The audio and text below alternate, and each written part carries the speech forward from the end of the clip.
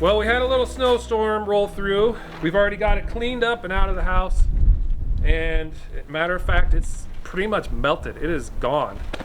Only got a little bit of snow. So we're gonna head back to doing sheeting, pick up where we left off there, and start working our way up to, I guess, what would you call it? The third layer of sheeting, third level. And we're gonna start with this dormer.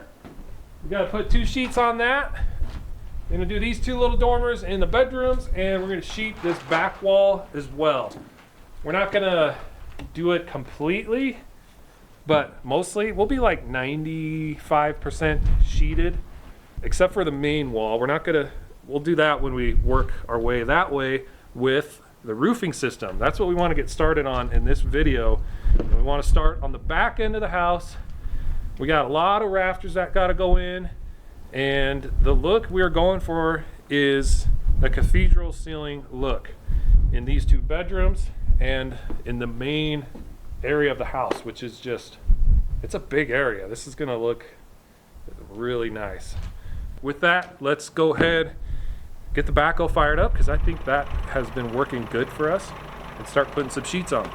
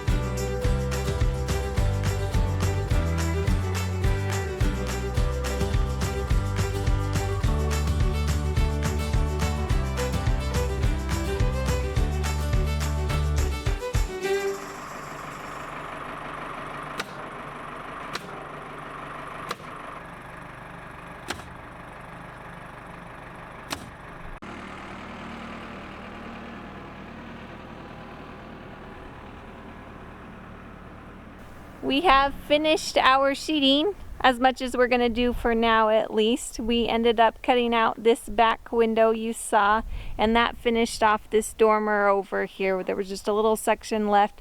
So instead of cutting into full sheets, we like to just cut out windows and use those pieces in other places. It saves us a few sheets. Now, before we get started on roofing, we have a little side project we've been meaning to do. Jacob's already gotten started on that, so let's go see how he's doing.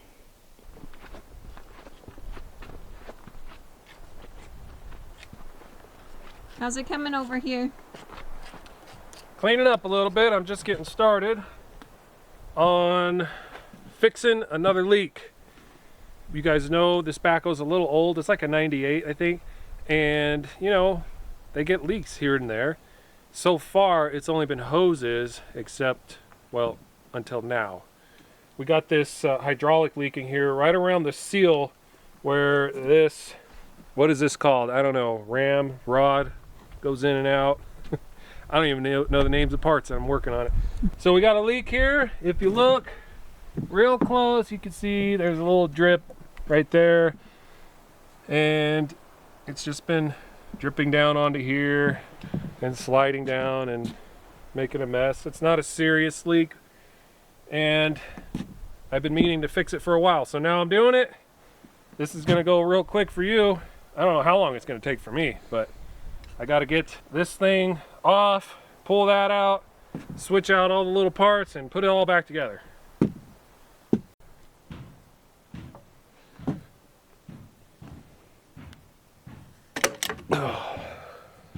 So I think it's just gonna go all down here.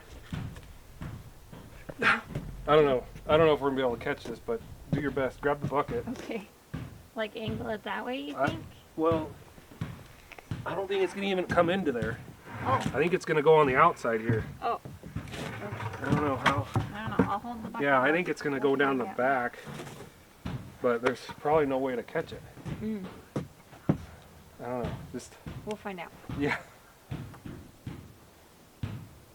Yeah. There's nothing. Huh. I prepped for nothing. Good job. Now the fun part. We gotta get this off. Oh, you know what? What? It might be behind the end of the rod here, this plunger or whatever. Yeah. Once we pull this out, it'll probably be gushing out. Okay. So you can set that down. Okay.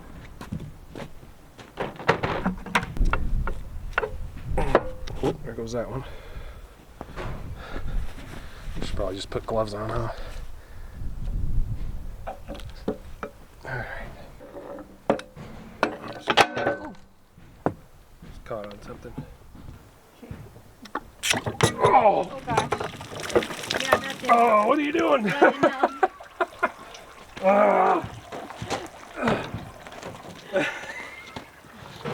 You didn't just get soaked in that, did you? No, I didn't. I mean, I got some splash on me, but Oh, goodness.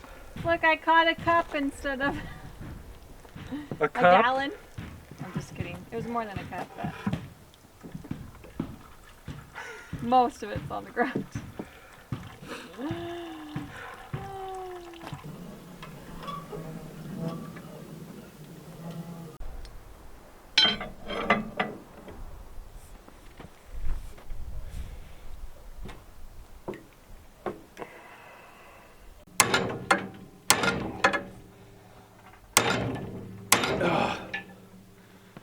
I don't like it. I need an impact wrench.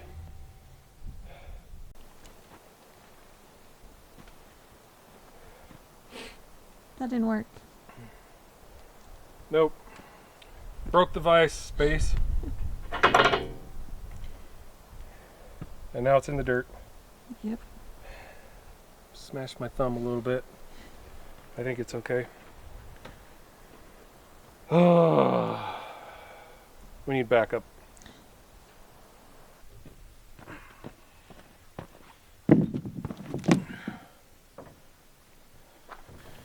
Well, it is the next day, and I had a couple embarrassing moments yesterday with this thing. But luckily, I got a buddy. You know what? He is a lot more than a buddy. I shouldn't say that. I got a really good friend who helped me out today getting this bolt off specifically. And then we went ahead and rebuilt or put new seal kit stuff, gaskets on these parts here.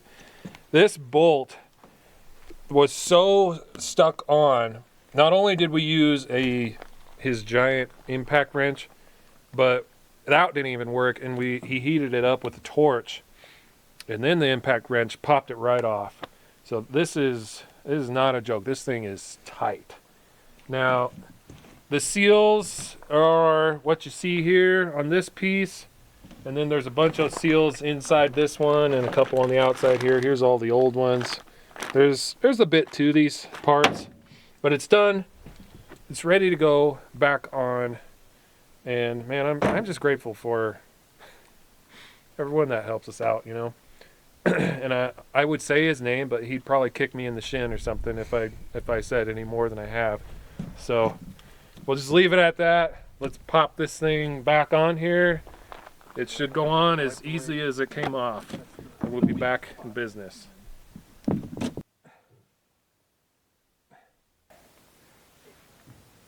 There it goes. There you go. Yeah, that wasn't bad. No.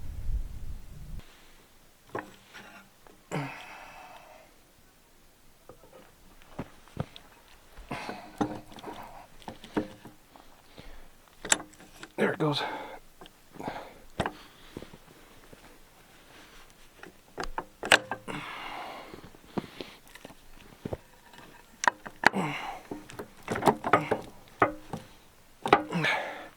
There you go. Greasy. Mm-hmm.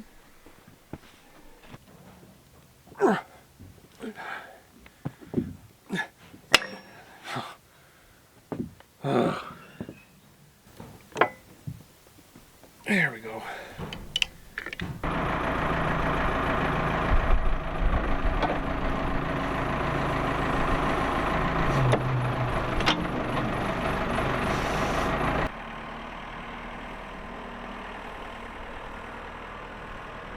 We're down here at the end of the driveway where we have been storing these eye joists here, these TJIs. We've got them uncovered and we're getting ready to get them down the road, down the driveway to our house and staged up there so we can start installing them. We've got some loose ones up here that we're just gonna kind of pick those up and put them in the trailer. That's why we got the truck and trailer here, is for these loose ones. These other 3 bundles, they're in bundles. We're hoping to just use the crane to pick these up, kind of how the same way we picked up our beams, and take them down the driveway as well, to get them up to the house so that we can start prepping them to get them installed.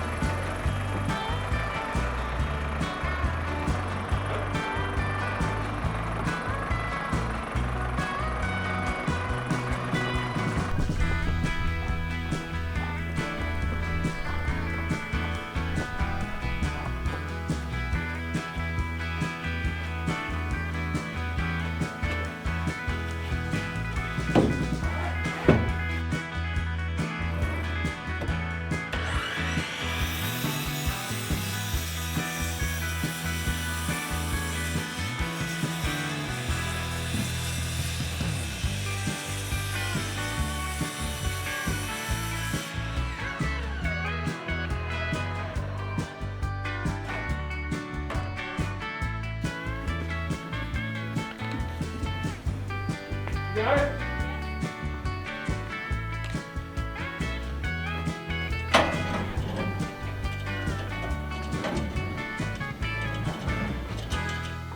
All right, hold on, hold on.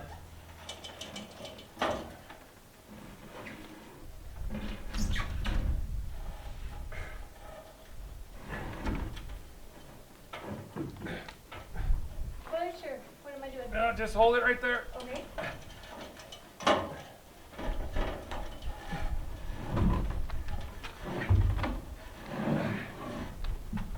Oh boy. Hold on.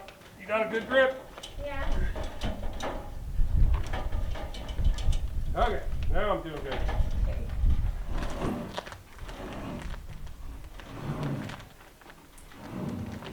There, I'm down. Come back. Okay, push it over to the wall. Okay.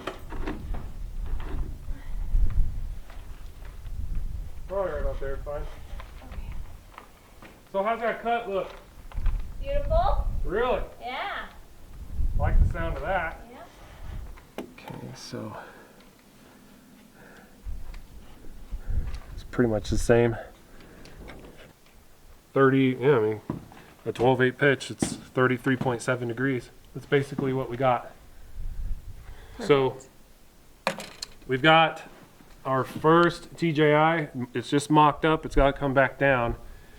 We're just checking the angles. We did a cut on the miter saw, and it just fits beautifully.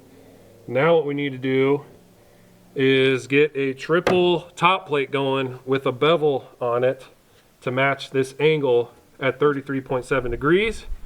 And we need to do the same thing up on top of the ridge beam. And that one will be beveled on a 2x6, will be beveled on both sides at 33.7 to accommodate both sides of the roof. So, man. So Exciting. This is how tall the ceiling is. At that See? point. Oh, okay. So I'd be hitting my head right here somewhere, which It's fine. is totally fine, right? Yep. How often am I going to be hanging out over here, right? I know, against the Dunk. maybe put a couch against it or something. Yeah. Cool. All right. Yeah. Roofing is starting. It's awesome. Let's rip some. Well, let's get this down and rip some boards.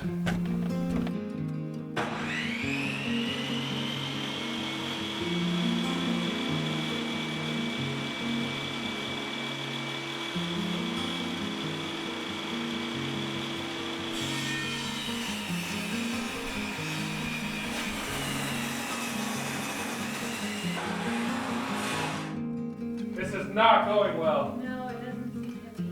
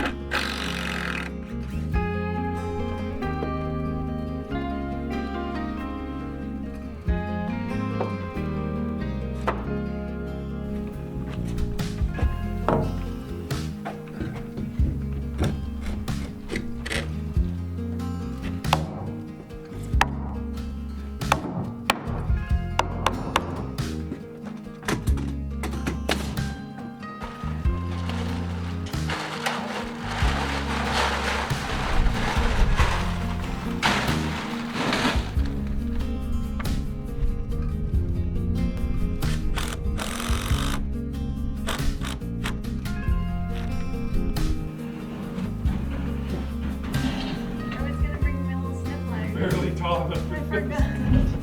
okay, I'm over.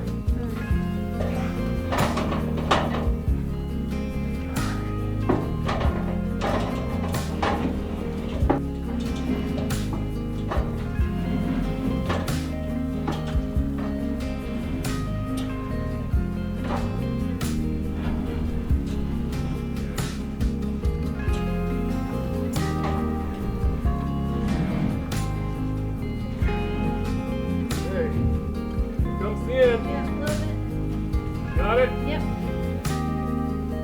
The back. Is it down in there?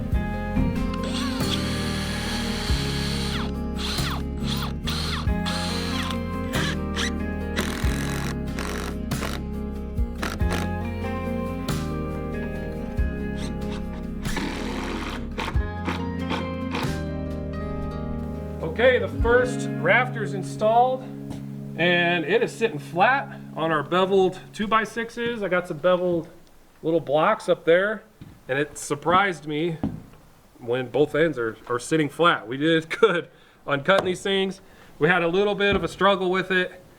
We started out with the table saw. That wasn't working. That was binding up real bad. So we came up with the idea to screw them down on the horses out there, standing up on its edge and running the circular saw through to get our 33.7 degree cut. Now, down here, we're gonna run the board all the way across like you see, because it's gonna provide some more area to attach the finished work that goes on the outside of the wall.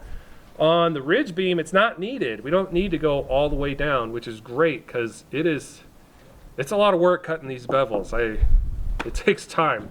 So I'm cutting those into little 6-inch blocks up there, one for every set of rafters to sit flat on and screw down to, because I just feel like that's a lot better than, you know, sitting on a corner like that. I feel like it gives it a little more room.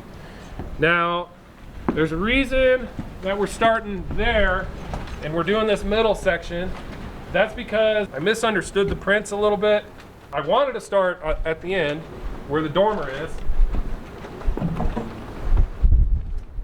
So on our set of plans, it shows what I thought were two of these TJIs doubled up right here. But once it was time to start doing this, I took a closer look, another look, and found that it's a girder that needs to go here. And you can't, well, at least from what I researched, you can't build a girder out of the TJIs. So that has to be engineered lumber or LVLs, and they're gonna be 2x12s, two of them right here that go all the way up, and we gotta do the same thing on that side as well as with all the other dormers. It needs those LVLs to help support the dormer roof system, right? There's a little wall that gets framed on top of it, and then the rafters come down off the beam onto those little walls. So that's why it's a girder, and it needs to be engineered lumber apparently, even though I think these TJIs would support it just fine. It's such a small amount of weight, but anyway, that's all right. We're gonna do it correctly so that we could pass our inspection for framing when that time comes, hopefully sometime this year. It's been quite a while, but anyway, that's why we're starting in the middle. And we're gonna head back over there and see how many more of these TJIs we can get up before this video ends.